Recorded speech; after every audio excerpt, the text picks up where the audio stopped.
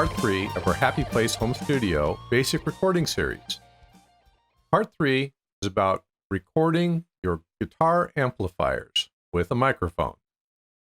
Part 2, we covered recording acoustic guitars with a microphone, and we're going to expand on that now in part 3. In order to do so, I've set up several stages of this particular video. The first is that we'll do a simple mic setup with a guitar and an amplifier feeding into our digital audio workstation. Pretty straightforward. Then we're going to expand on that a little bit to give you the opportunity to hear the difference between different types of microphones on an amplifier and to talk through some of the issues that you have and some of the opportunities that you have by using different microphones. And that again will be just a straight up guitar and amplifier setup, but set up with different microphones so you can hear the different tonalities that are captured by each different type of microphone and some of the things that you'll run into setting that up. Finally, we'll also record something that's very common these days. I'll run my guitar through my Helix from line 6, which is a multi-effects and multi-modeling system, modeling amplifiers, microphones, IRs, and all types of gear into a PA system. And we'll mic the PA. Now that's a little unusual, but that's what a lot of people do as far as what they plug their guitar into. Probably miking it is a little unusual, but we'll take advantage of the fact that you can do so without changing the sound when you go through a PA as opposed to an amplifier. And we'll talk more about that. So we have a lot in store in this part 3 of our Happy Place Home Studio series on basic recording. Let's jump in by talking a little bit about why you would want to mic an amplifier, a guitar amplifier in particular. Well, usually you not only want to record the guitar sounds and music that you want to record, but you may also want to record that particular amplifier because you like its sound, its tone, effects, what it can do for you as an amplifier. So it's not uncommon at all, especially with electric guitars, to record the amplifier as well as what you're playing on the guitar. Now, naturally, in the quote-unquote old days, that was the way that you recorded guitars, the way the Beatles recorded their guitars. They were recording the sound of the amplifiers, whether specifically and individually or just in the room sound. Setting up to record an amplifier is fairly straightforward if you're doing a simple setup. You really want to place the amplifier, set it the way that you want. I've never forgotten a quote I saw from Lindsey Buckingham of Fleetwood Mac, who said that to get the sound that he liked from his amplifier, he just twiddled the knobs until it sounded good. Well, whatever method that you're using, you want your sound coming out of the amplifier to be good before you ever put a microphone on it, of course. So a basic setup with an amplifier is basically to have a good microphone. The three microphones that we discussed in our part 2 of this series are good choices. In this case, I've chosen just simply an SM57. And I'm going to put that SM57 just a few inches, about 3 inches or so away from the direct center of the amplifier cone. And you've got to know where that is, and the documentation of your amplifier, or sometimes shining a light into the amplifier will tell you where that is. And obviously then we're going to attach the microphone to an audio input system of some type. I always use my Motu 1248, but there are many types of inputs that you can use, including the audio microphone input on your PC if you have the correct adapters and can hook it up to your microphone. I'm more oriented with this series towards people that are using a DAW and some type of audio interface with that DAW, like the 1248. So the signal chain for this simple setup is simple. Starts with the amplifier, your guitar that's feeding into the amplifier, goes into the microphone, goes from the microphone into the audio interface, in this case, the Motu 1248. And then from the 1248, will travel digitally into my Macintosh PC and straight into my Digital Audio Workstation. Pretty much the same signal chain as we used in part 2. We've got our simple amplifier set up, but it's not quite time to listen to the music yet. We're using the exact same setup for our multiple microphone setup, so we'll go ahead and listen to the music, play the music, when we've got 3 microphones on the amp instead of just 1. Let's take a look at that setup. As in part 2, we're working with the same 3 microphones. The Royer R122 Mark II, which is a ribbon microphone, the good old standby Shure SM57, and the Audio-Technica AT4050 CM. Let's run through very quickly once again the way the microphones are set up to record simultaneously against the Fender amplifier. To simultaneously record the amplifier, the 3 microphones are arranged as follows. The Shure SM57 is about 3 inches from the front of the amplifier directly in front of the cone. The Royer microphone is to the right, off-center from the cone, but equidistant from the front of the amplifier. The AT4050 is behind the other 2 microphones, approximately 2 to 3 feet away from the amplifier. And you want to test that microphone to ensure that you're getting a good sound from it. As you can see from this side view, the Shure SM57 and the Royer microphones are aligned. And you want them to be aligned because if you don't, you're going to have phase problems with your recording. And you want to be sure that you know exactly what part of the microphone, the end of the microphone, that you're aligning. And it's a little bit different between a Shure SM57 and a Royer versus, say, 2 Shure microphones. You can see that alignment from this top-down view of the 2 microphones as well. To review our multi-microphone recording session with the amplifier, we will play the same short riff for each microphone. So all of the microphones are being recorded at the same time, but we can isolate each one and then compare the results. So we'll start with the Shure SM57.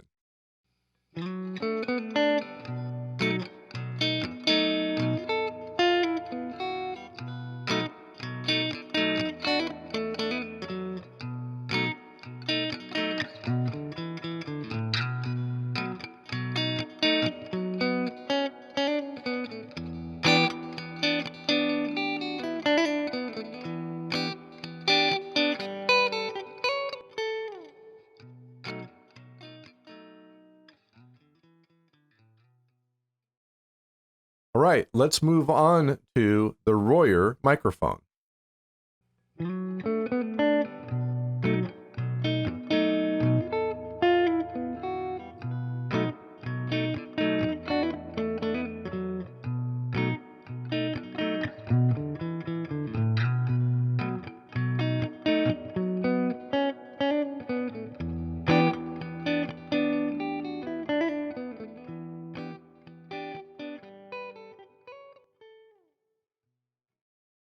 And for our final review of the individual microphones, let's listen to the AT4050 CM.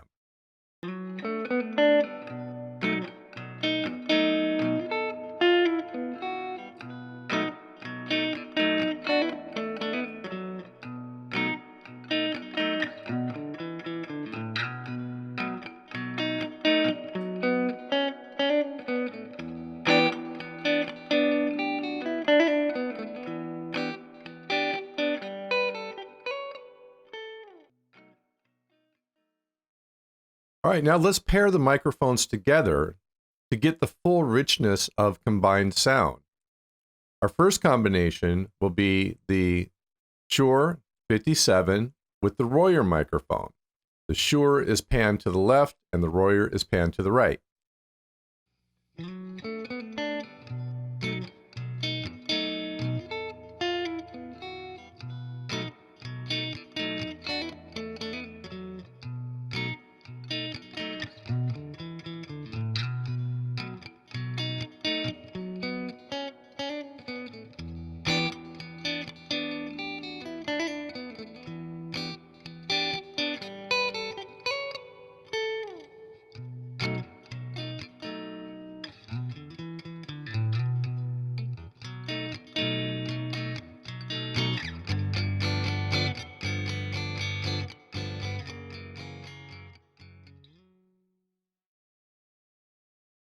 For our final pairing of this first riff, let's team up the Shure 57, pan to the left, with the AT 4050 CM, pan to the right.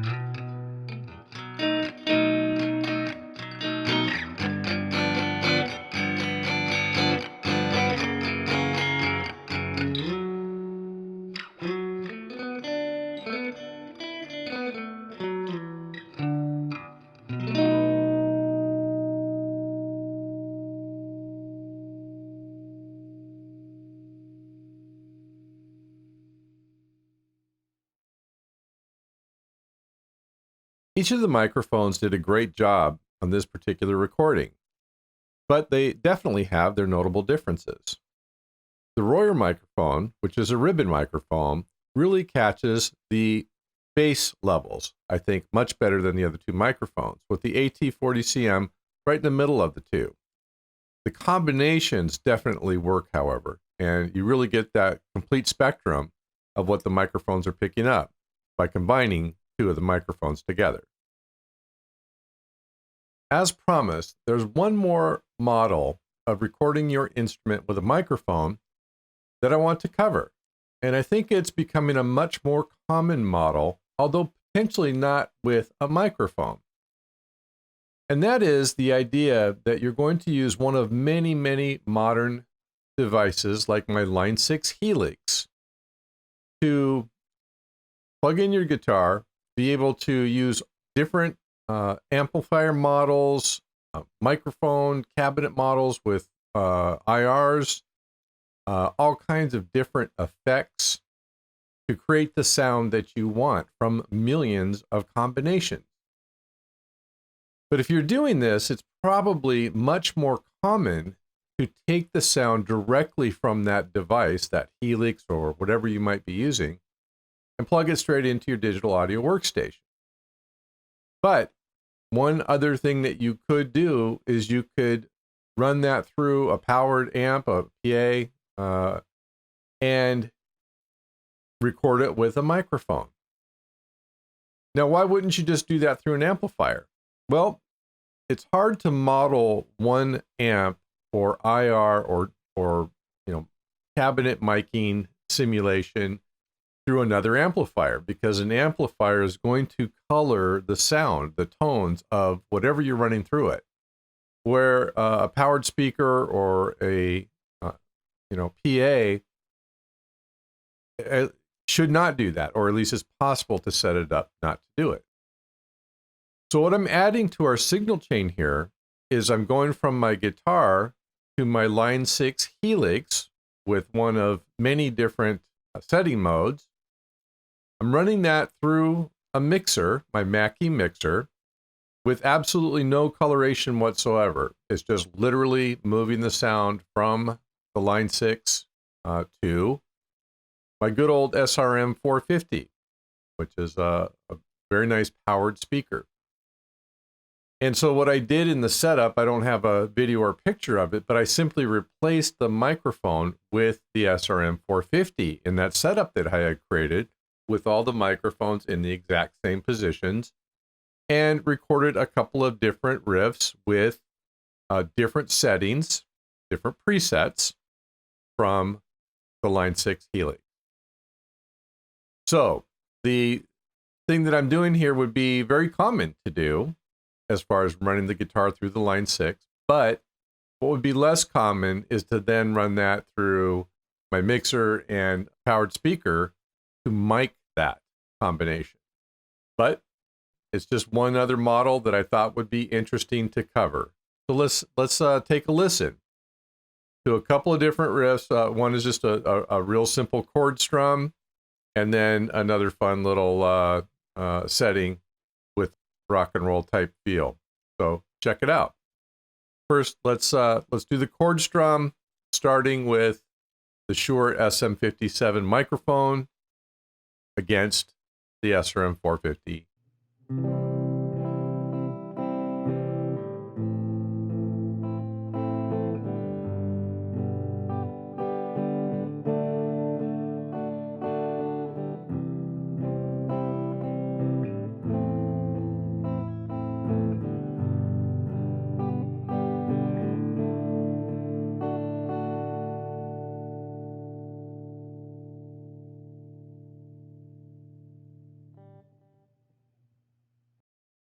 Now let's listen to the Royer microphone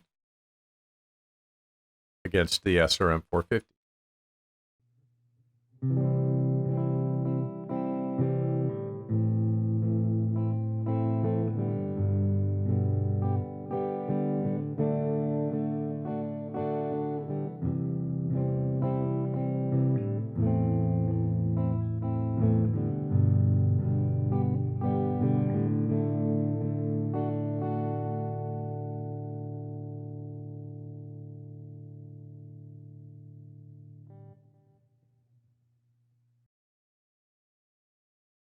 And now the AT4050CM.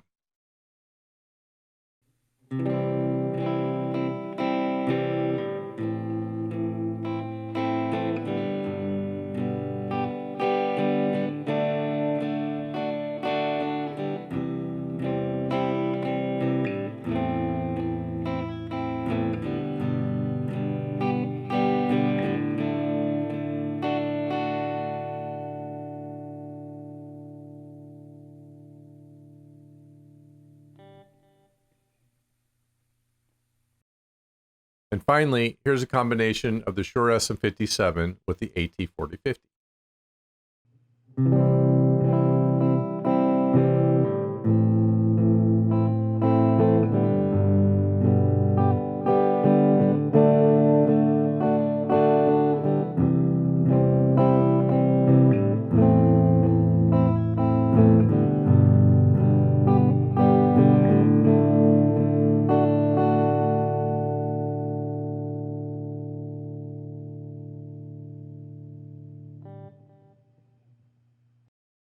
Here's a very short but fun little Boston-style riff with the microphones in the exact same sequence. The SM57, followed by the Royer, followed by the AT4050.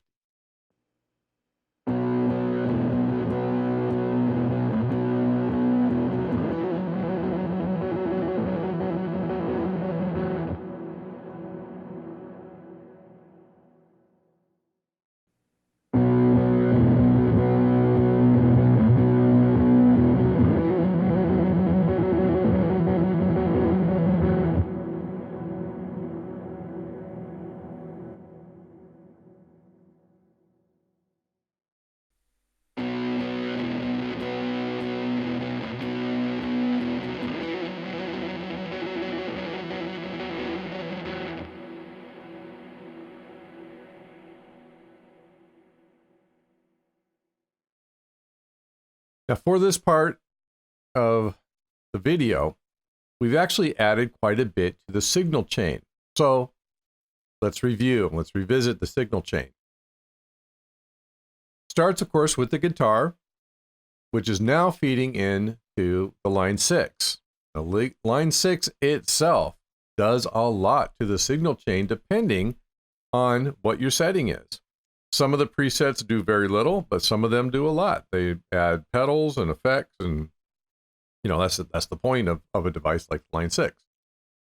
So a lot is going on there that I'm not even going to detail because I'm going to use a couple of different settings in this segment, and so a lot is going on with that signal chain. But whatever's going on with it, it comes out and it rolls through the Mackie console. And it's the Mackie's only job is to take that signal and pass it on to the SRM 450. The SRM 450 now becomes part of the signal chain too. Then we jump over, as we were mic'd to the amplifier, we're mic'd in the exact same way to the SRM 450, and we roll back into our Motu 1248 for digital signal processing and mic pre's, and then back into our digital audio workstation. So the signal chain has much more involved in it in this particular model than it did when I was just simply plugging my guitar into the amplifier. Again, not to belabor the point, but normally you would not mic the PA in this case. You'd take that signal right straight into, say, the 1248 right out of the helix. But we're talking about miking instruments, and this is a valid way to mic instruments. Now, just a couple of other notes about miking the PA here is that similarly to when I'm miking the amplifier, I've got concerns when it comes to certain types of microphones, like my ribbon microphone. So when miking both the amplifier and the PA, I have taken advantage of that minus 15 dB pad on the Royer microphone. And that's really, really important, because if you slip, if you put too much signal out through the PA or through the amplifier, you could blow that ribbon microphone. You could actually destroy it. So it's important to be careful when you're miking with the ribbon microphone, and to use capabilities like that minus 15 dB pad to make sure that you don't overdrive and actually damage the ribbon that is part of that ribbon microphone. And the two condenser microphones, of course, the AT4050 and the Royer, required that phantom power, which my Motu 1248 is able to deliver through the regular XLR microphone connection. This is the end of part 3 of our basic recording series, and we will look forward to seeing you again as we continue on through the journey of basic recording in today's studio world here at Happy Place Home Studio.